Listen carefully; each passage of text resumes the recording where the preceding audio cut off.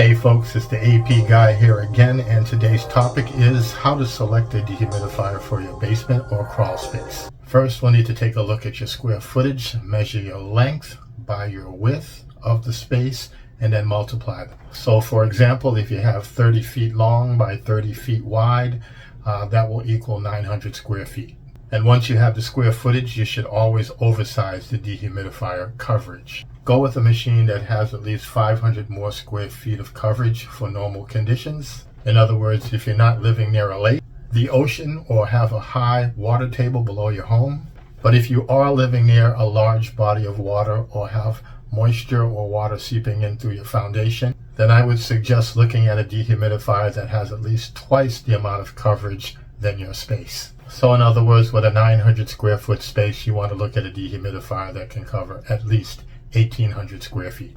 You also want to take into consideration when these manufacturers list the specs for these dehumidifiers, those specs are based on testing in a laboratory environment, which is not a real world scenario. So yes, if the spec shows covers 900 square feet, then yes, it should work in a perfect laboratory situation. But in a real world scenario, a dehumidifier that's only covering 900 square feet placed in a space that's 900 square feet may never achieve its desired humidity setting. It may actually have to work too hard for that size space, increasing your electrical bill, stressing out the compressor, and shorten the lifespan of the dehumidifier. So to be safe, always go with a dehumidifier that has more coverage than your space. Also, please don't forget to subscribe and leave your questions and comments below.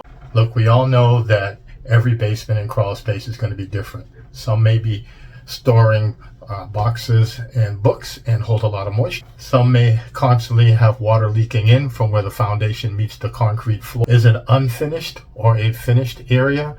Or do you live in a city that has many different seasons, and sometimes of the year you have super high humidity and other times it's normal humidity? These are all factors to take into consideration, and obviously I can't go over every scenario in this short video, but it's safe to say always oversize your dehumidifier for your space. So if you're not sure and you need to reach me, you can always email me at contact@airpurifier.blog, or just go to the website, which is www.airpurifierblog.com, where you can use the live chat or call in and ask for AP Guy.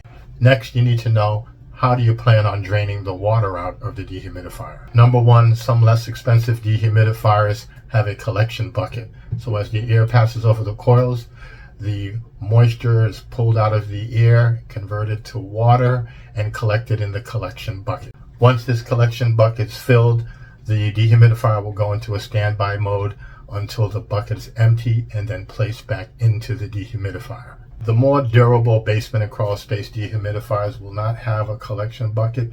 They'll feature a gravity drain line or a built-in pump. Number two is gravity drain line, which is a tube that's connected to the dehumidifier, which will allow the water to drain out with gravity into a floor drain, sump pump, or any type of discharge line, even a sink or a washing machine discharge tube. But it is a gravity drain line, meaning the water will only drain out in a downward fashion. And if your drain line is above the dehumidifier, then this may not work unless you actually lift the dehumidifier above your drain. Or use a dehumidifier with a pump feature, which will allow you to lift the water above the dehumidifier. The dehumidifier may have a built-in pump built into the machine for when an internal reservoir fills with water, then the pump will engage and force the water out through a tube. A pump allows the dehumidifier tube to lift the water above the dehumidifier, so vertical lift up from anywhere between 10 to 20 feet,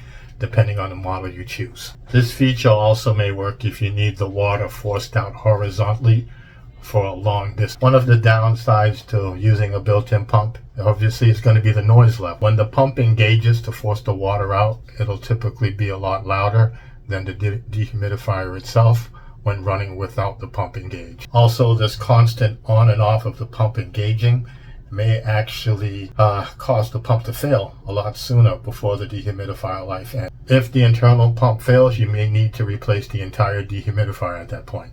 Another option would be to use the gravity drain feature, which we've already talked about, then purchase a separate condensate pump which is about the size of a shoebox, and also have a pump built into it. To set it up, all you'll do is run the gravity drain line from the dehumidifier into the condensate pump, which is the size of a small shoebox. That will have a pump inside of it and a reservoir. Once the reservoir fills with water, the condensate pump will have a separate discharge line, and the water will be forced out 10 to 20 feet, vertical lift, or horizontally if you need. At that point, if the condensate pump down the road eventually decides it doesn't want to pump anymore, it's failed, it's at its life's end, then you just have to purchase a new condensate pump, which is only approximately $50, instead of possibly having to replace the entire dehumidifier. Make sense? So once you have the dehumidifier ready, power it up, then set it for approximately 50% relative humidity for any normal household or office conditions. There may be some instances where you may want to set it for lower than 50% relative humidity, but for more information on that, see my next video titled Basement and Crawl Space Dehumidifier Relative Humidity Setting. Also, see the link below for our collection of basement and crawl space dehumidifiers. This is the AP guy. I hope this helped. Don't forget to subscribe, and see you next time.